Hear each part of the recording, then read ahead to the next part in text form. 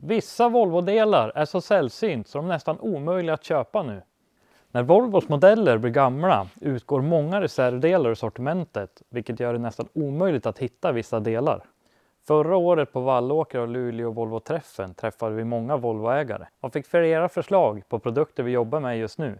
Bland annat av engagerade C70-ägare.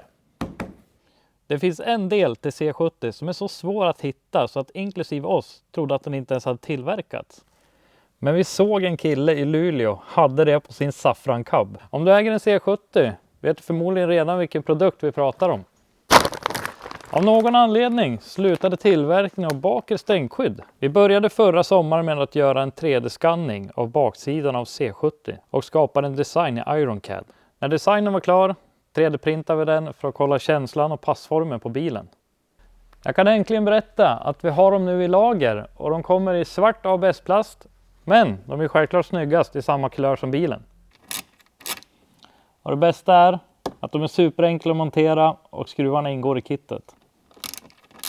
Tycker du att det var svårt att hitta stänkskydd? Då har du haft tur om du hittar nästa produkt vi ska prata om.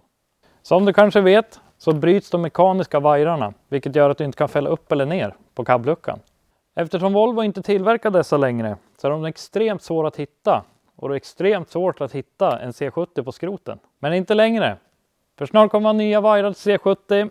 Så prenumerera på kanalen så kommer vi att lägga upp en video när vi monterar på den här.